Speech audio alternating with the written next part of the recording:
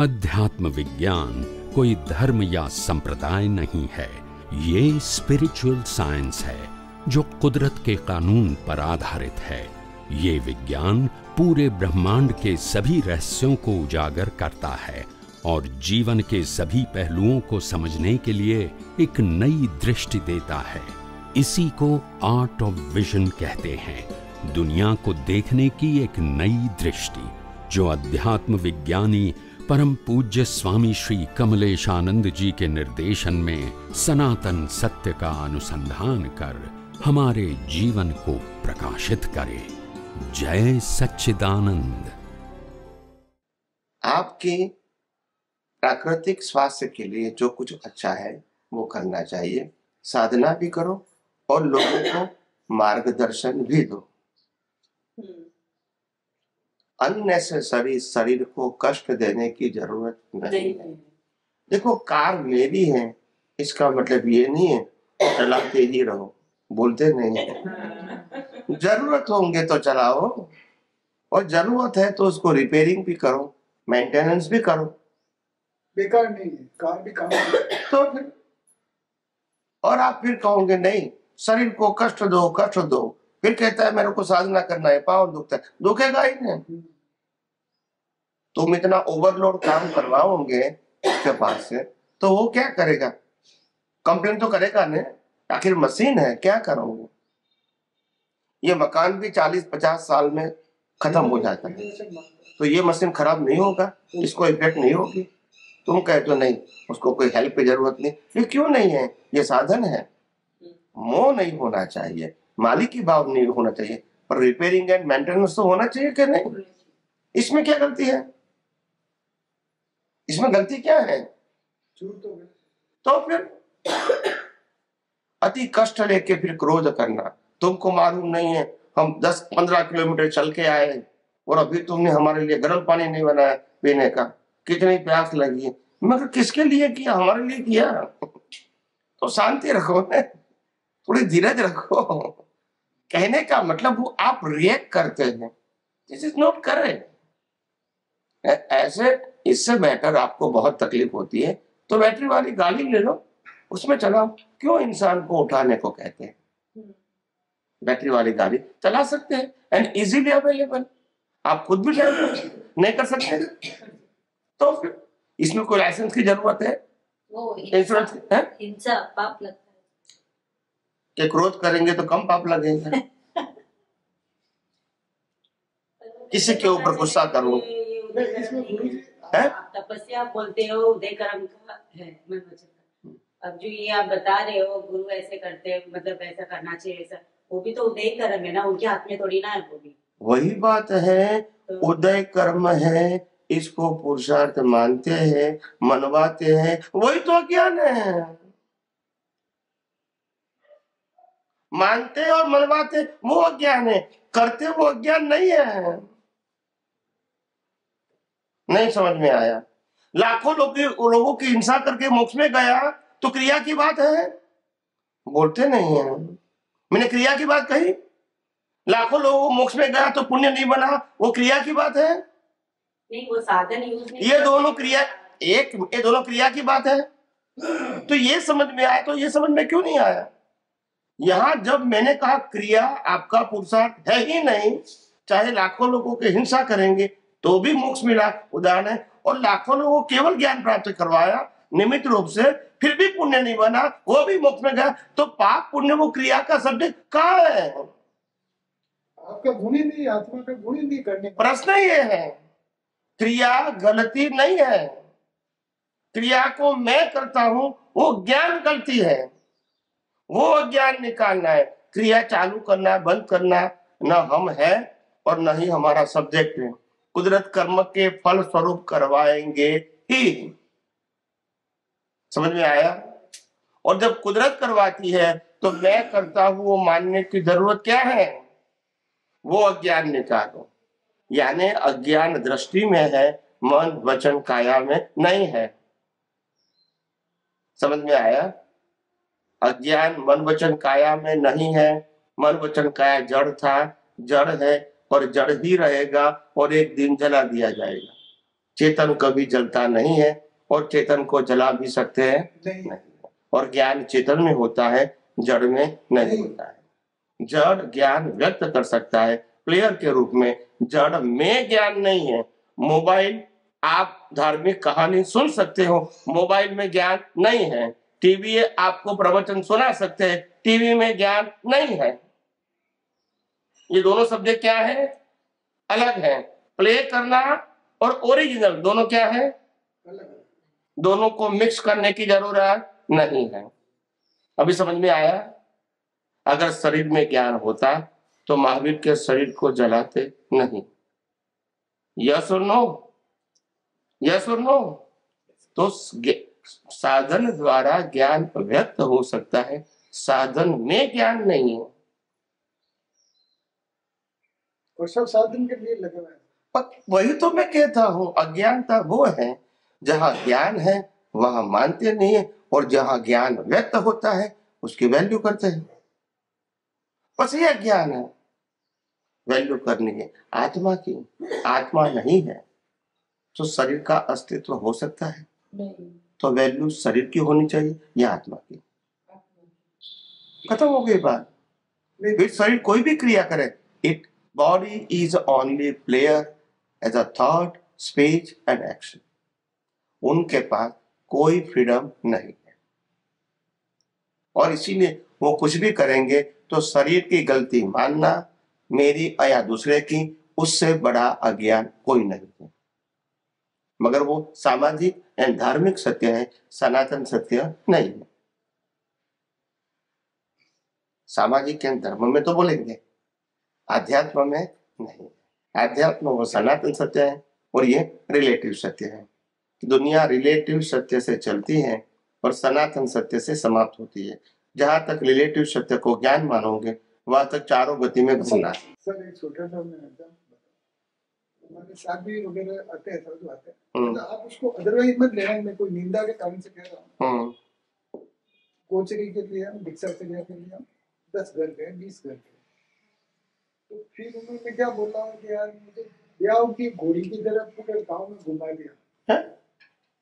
शादी की घोड़ी की तरह पूरे गांव में घुमा दिया, गांव में घुमा दिया। आहार के लिए उनको आहार नहीं मिला और वो लोग अल्टरनेट उपवास करते हैं। अब जब कुदरत ने उनको उस दिन उपवास करने का बोला, तब उसको तो वो समभाव से सहन नहीं कर पा रहे, और गलती दूसरे में निकाल रहे हैं कि भाई इस एरिया में ये नहीं मिल रहा, ये एरिया इसीलिए मिल रहा आपको कि आप अपने कर्मों को काट लें। भाई अज्ञान तो हमारे में भी है कि हमने विवेक नहीं रखा, लेकिन परिस्थितियों को बदलना नहीं है, परिस्थितियों के साथ थोड़ा सा एडजस्टमेंट लेके संभाव में रहना है, स्थिरता वो जरूरी है। तो आत्मज्ञानी बने बिना मुनि बनना, मतलब आत्मज्ञानी का मतलब सम्यक दर्शन, वो भी पूरा केवल ज्ञान जैसा ही है। सम्यक दर्शन हो गया फिर तो गारंटी है कि आपको तो रास्ता मिलेगा ही मिलेगा, जाओगे कहीं नहीं आप। तो स्थिति व्यवहार दृष्टि में अपने एक्सपेक्टेशन देखो, मोस्टली तो हम सब ही है कि खाना नहीं मिलेगा तो हमारा सर्वाइवल मुश्किल है। तो मैंने बड़े आचार्य जी महाराज से भी कहा, हमारे एरिया में नहीं आते कि भाई आपके एरिया में खाना नहीं मिलता, रिक्शा नहीं मिल पाती, क्या करें? बिल्कुल सही प्रैक्टिकल बात है उनकी। पर जब जो परिस्थिति मिली है और उस परिस्थिति को आप एडजस्टमेंट के रूप में नहीं ले पा रहे हैं, तो वहां पे प्रकृति बोल जाती है, प्रकृति बोलती है। मुनिपना कहीं नहीं गया, वो तो ज्ञान तो अपनी जगह ही है, पर ज्ञान का दुरुपयोग। आप ऐसा मानते हो कि जैन धर्म के नियमों के मुताबिक हम वॉरने के लिए गए और योग्य आहार नहीं मिला तो नहीं खाना खाया, इसको उपवास नहीं मान सकते, ऐसा आप समझ सकते हैं? नहीं, आपने बिना व्रत लिए भी तो उपवास हो ही सकता है। इसीलिए हमारे जैन धर्म में नियम व्रत जो होता है वो एक प्रक्रिया होती है। क्या होती है? भगवान महावीर को 6 महीने तक आहार नहीं मिला, इसको उपवास मानना वो रिलेटिव सत्य हो सकता है, सनातन सत्य मानना वो भ्रांति है। उपवास का मतलब ही होता है आत्मा में रहना। आप कहो नहीं, मैं तो जैन परंपरा की बात, परंपरा अलग चीज है। जैन परंपरा में जो लोग उपवास मानते हैं वो सुबह से ही बाधा लेते हैं हाँ कि आज मेरे और पचखान लेते हैं हाँ। कि आज मेरे को उपवास नहीं करना है। बाद में उसको उपवास काउंट किया जाता है। क्या बताएं आप, समझे ना? बराबर समझ। नियम भले किसी के पास लो या नौकार मंत्र बोल के बोलो, कोई सवाल नहीं, पर आपको निश्चय करना पड़ेगा कि आज मेरे को खाना नहीं है। फिर खाने के लिए जाना ये सब्जेक्ट नहीं रहेगा, और जाना और नहीं मिलना उसको उपवास नहीं कहेंगे। क्या? क्योंकि जाने के बाद भी नहीं मिलता है, कितने भी भिखारी भूखे रहते हैं, तो इसको उपवास नहीं कहेंगे। ये उपवास तो नहीं कहेंगे सर, पर उदय कर्म से जब और वही तो उदय कर्म है। तो उदय कर्म है, वो सब्जेक्ट यहाँ नहीं है। मिलता है वो भी उदय कर्म है, नहीं मिलता है वो भी उदय कर्म है।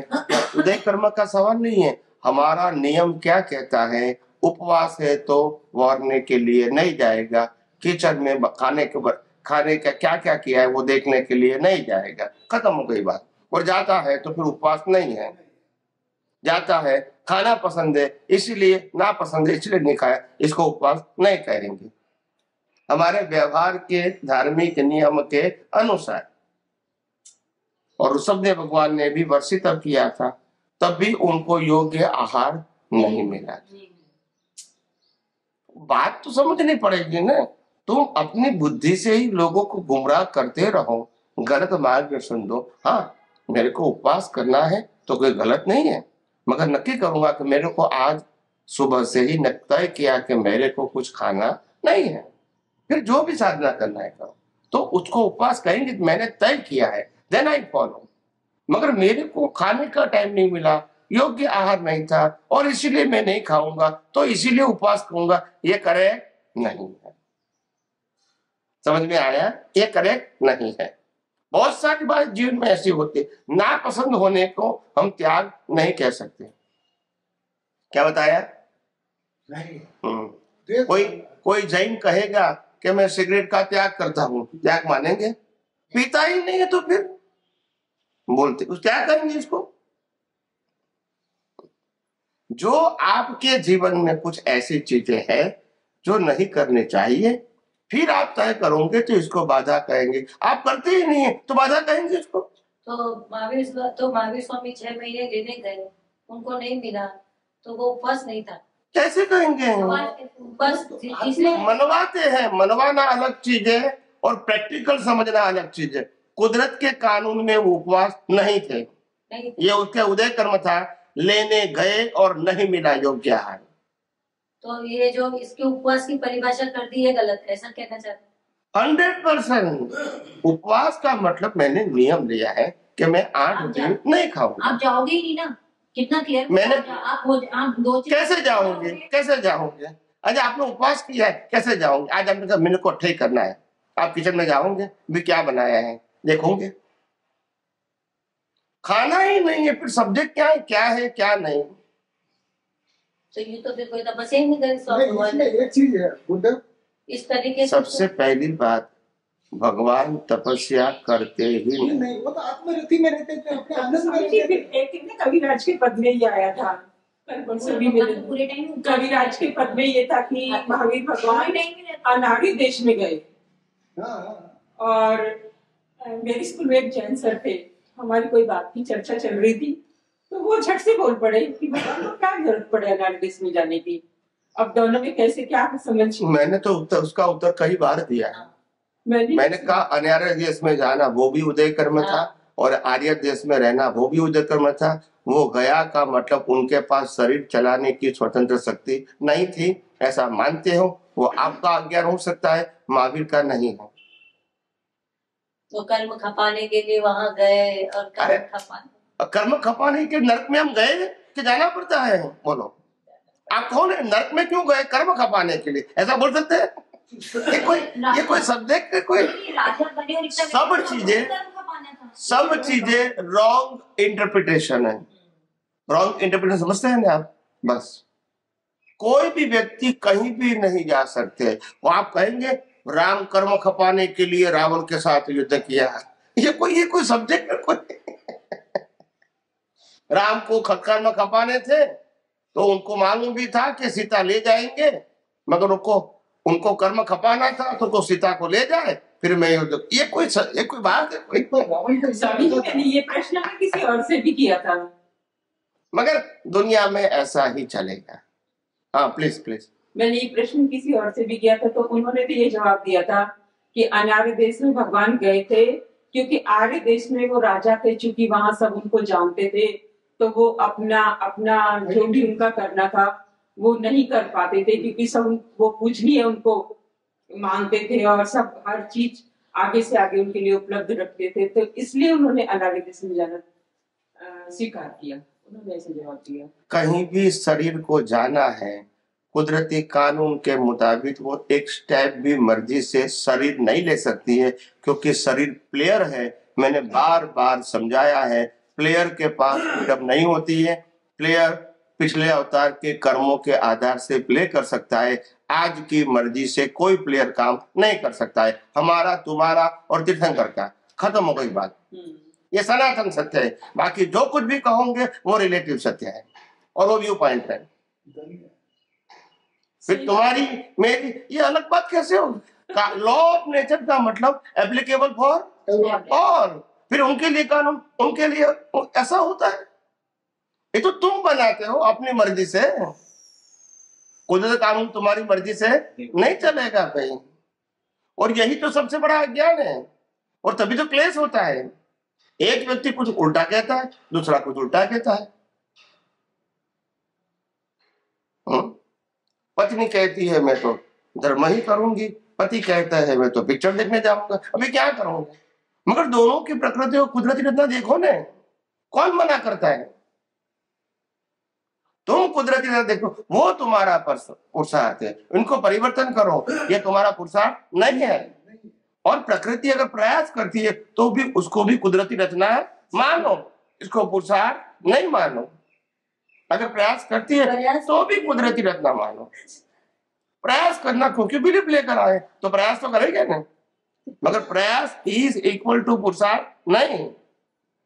पर ये तो पता पड़ रहा है ना भाई, आगे खतरनाक मोड़ है, तो वो बीवी या हस्बैंड एक दूसरे को बताते हैं भाई उधर मत जाओ, खतरा है। तो वो एक थोड़ा गाइडलाइन तो है सैद्धांतिक रूप से देखा जाए।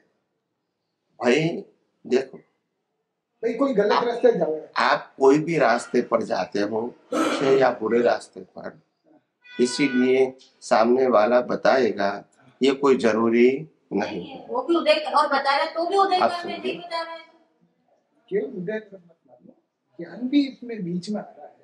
उस अगर ज्ञान से ही चलेंगे तो फिर एक पत्नी के छुड़ाने के लिए राम रावण के परिवार को खत्म क्यों करेंगे? ये कौन सा ज्ञान है? अरे रावण तो बहुत ज्ञानी था। मैं राम की बात करता हूँ, वो राम से भी ज्यादा ज्ञानी था। अरे मैं राम की बात, तुम रावण को बड़ी तोड़े, मैं राम की बात करता हूँ। राम ने तो विषय में जो परिस्थितियां थी उसके हिसाब से काम किया। मेरा आपके पास इतना ही प्रश्न है, तुमने जो पति पत्नी में ज्ञान शब्द का प्रयोग किया उसका ही मेरा सब्जेक्ट राम के लिए, और कोई ज्यादा मेरा सब्जेक्ट नहीं है। रावण कितने ज्ञानी थे, राम कितने ज्ञानी थे, वो मेरा सब्जेक्ट नहीं है। मेरा सब्जेक्ट है कि ज्ञान भी तो क्रिया में बीच में आता है। ये जो आपने बताया उसके लिए मैंने कहा कि मेरी पत्नी को छुड़ाने के लिए सामने वाले पूरे परिवार को खत्म करने का वो कौन सा ज्ञान है, वो बताइए। फिर पति पत्नी को अच्छे करने के लिए, व्यवहार बदलने के लिए, प्रकृति बदलने की बात नहीं करता हूं। यहाँ तो मौत की बात थी, तब कौन सा ज्ञान था? सर वो भी उदार होने का है? उनके हाथ से उदार होना था, उनका कल्याण होना था। वो तो आप मार के बता सकते कि मेरे से उदार होने वाला था, बता सकते हैं आप, जो भी हंसते आपको ही तो मानना है ना।